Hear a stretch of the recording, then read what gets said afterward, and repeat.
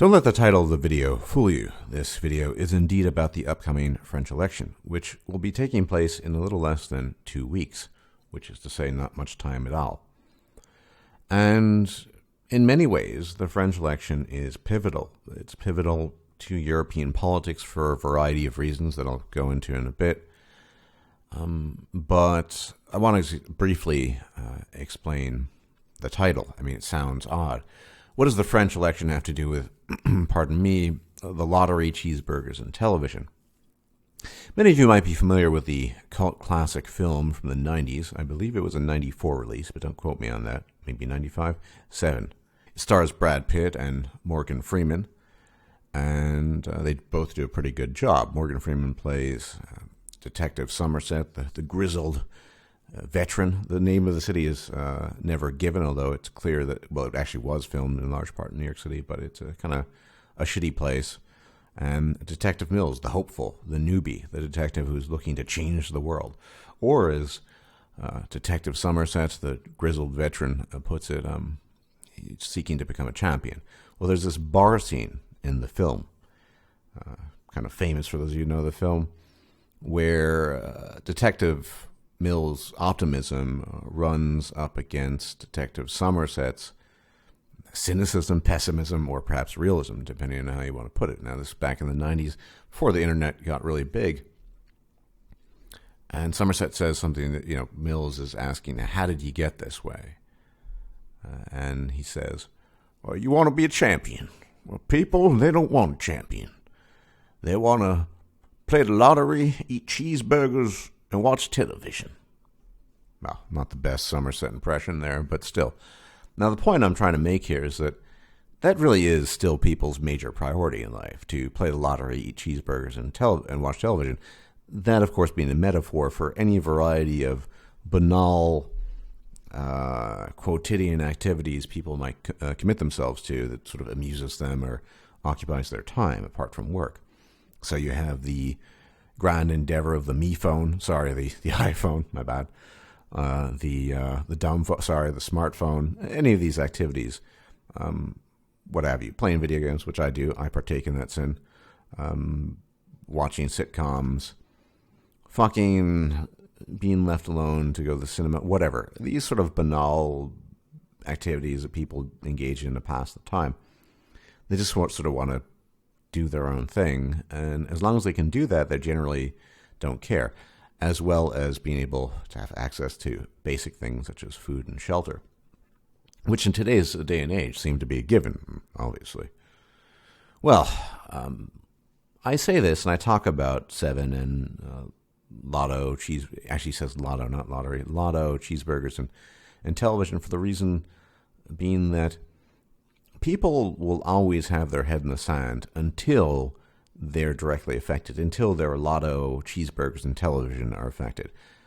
Or even the precursor to the Lotto, cheeseburgers, and television stage, which is basic food and shelter, not even amenities, but necessities. Realize that Reactionary Expat has talked about this as well, and I'm sort of reinforcing that, talking about this too, that no real change, whatever that change might be, whether it be positive or negative, will come, particularly in the case of Europe, if people are not deprived of basic necessities, or even for that matter, the amenities, the Lotto, cheeseburgers, and television, metaphorically speaking. And now we come to the French election. France is pivotal for a number of reasons, more so than Holland.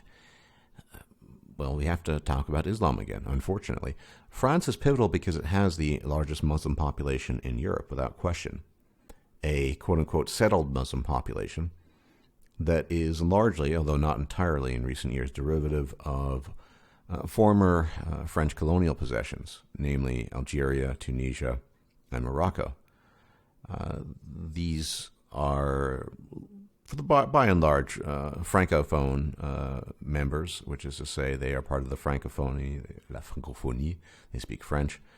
It's not really an issue of them not speaking the language in France, where you have that issue perhaps in other parts of Europe, Sweden, Germany, Netherlands, etc. On the contrary, they tend to speak French. They're perhaps the least well integrated, though. And so, interesting, you could say this is a bit of a paradox. Many cities have no-go zones. I talked about that in the previous video. This is not just mythology. This has been confirmed by several residents I know of French cities, where people just don't go. Police don't go because it's not policeable.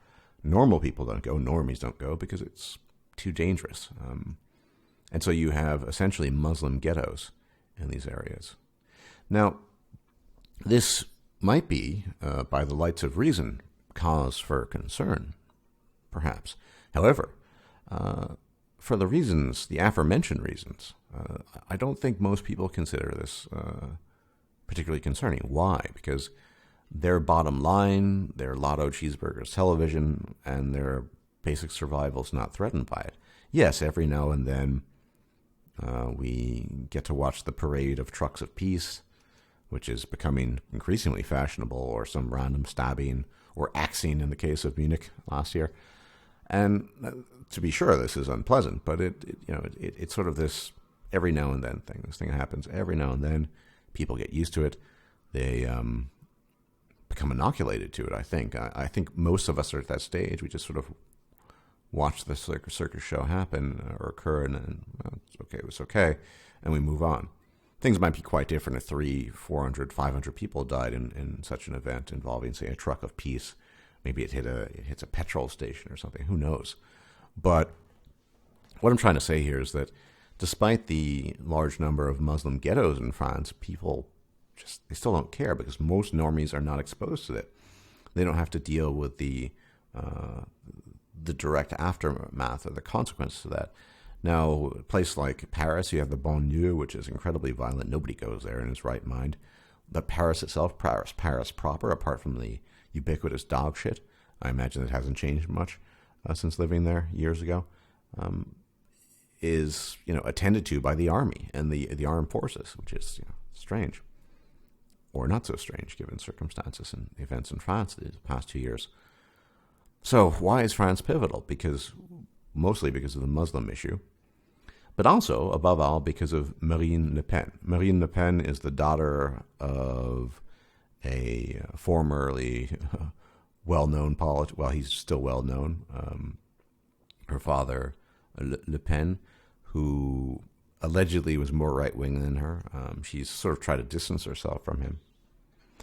And, the thing about her is she's sort of your classic, European nationalist, and she's very, very much for social programs, welfare, nationalized medicine, etc. But she wants to shut down the border or attend to the borders. She wants out of the EU, etc. She wants sort of French sovereignty. And I suppose who can blame her? Now, there's a kind of stigma because she's considered extreme right, far right. That's how they refer to her in French.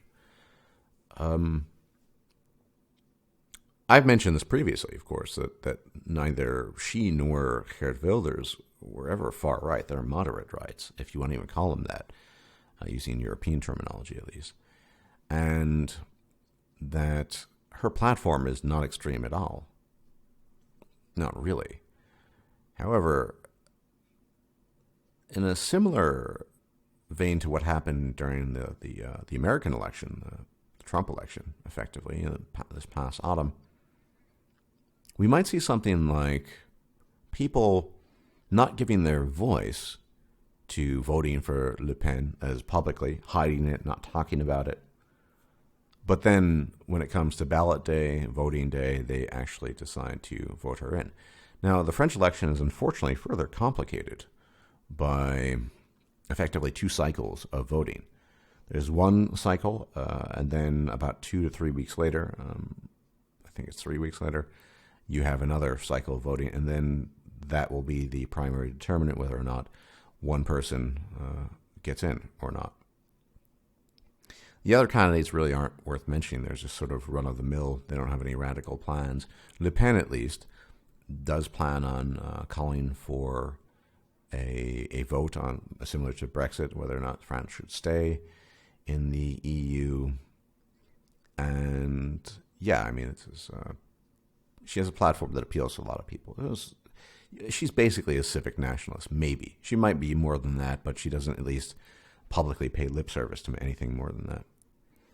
And this is really why France is so pivotal, because the AfD, the alternative for Germany, has not a snowball's chance of getting anywhere in Germany, because we all know it's Germany and the history and yada, yada, yada. There might be a chance, however small and slim, for Le Pen. France has been dealing with the Muslim problem far, far longer than other European countries because of its colonial history. And I think increasingly when I talk to French people, not that I'm talking to legions of French people, but it does happen, I get the sense that you're going to get that Trump effect. It's effectively people just saying, well, I'm not going to tell anyone, but I'm going to vote for her anyway.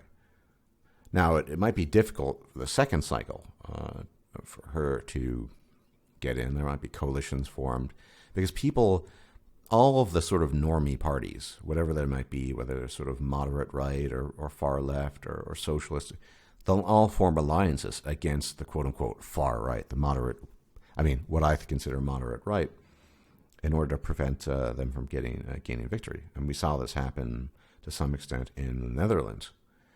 Well, this could easily happen in France, but France being pivotal, well, those are the reasons.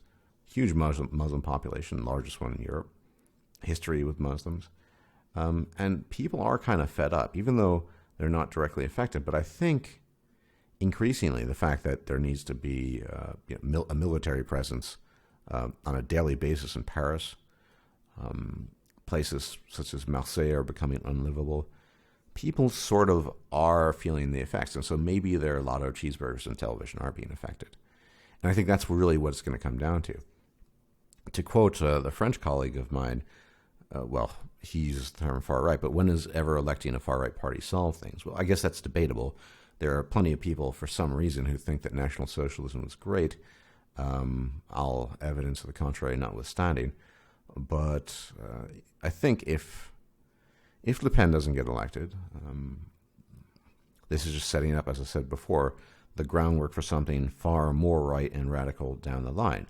When people's bottom line is hit, when they are deprived of their Lotto cheeseburgers and television, when basic necessities disappear, and then it won't matter how far right, left, up, down some political figure is.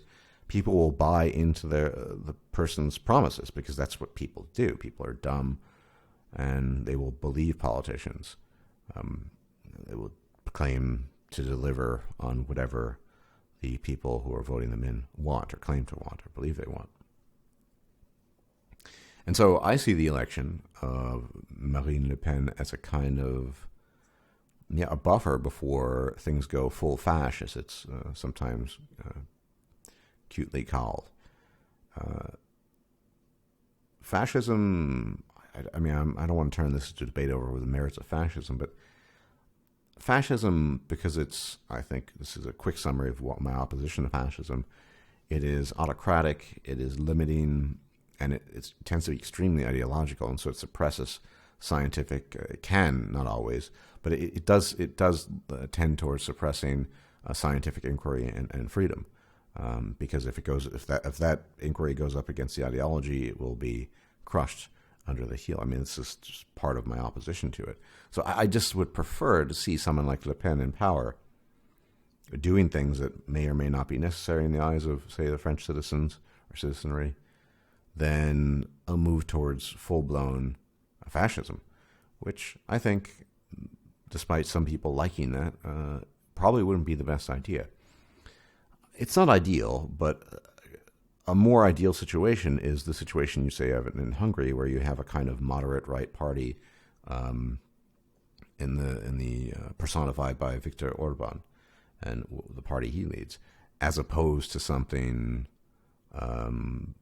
like, the National Socialists or what have you, which something along those lines could arise. That would be my preference. It's also why I would have preferred Geert Wilders get in.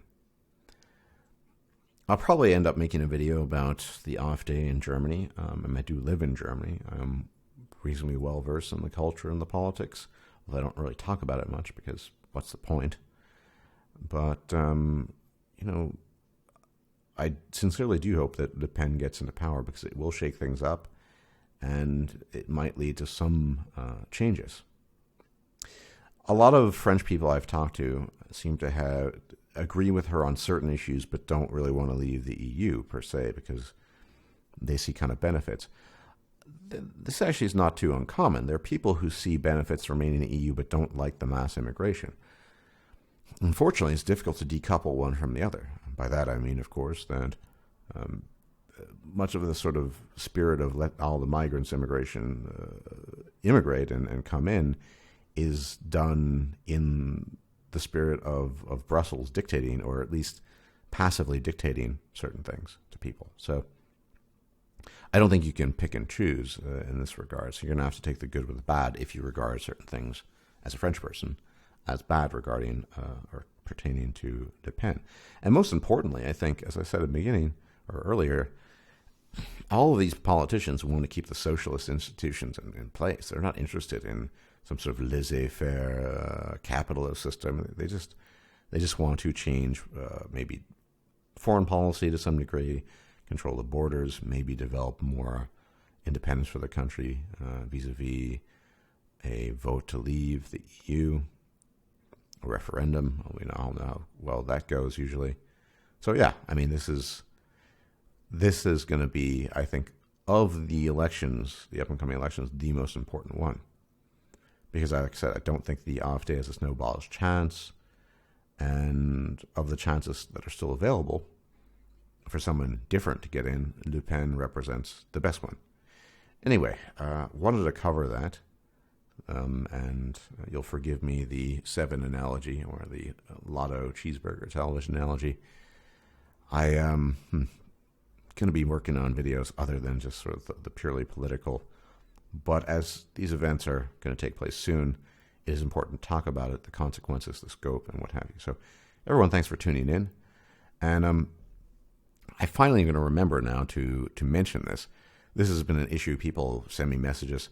Apparently, people who are subscribed get unsubscribed. And I guess my suggestion, from what I hear, what is effective in this regard, is to hit the bell icon.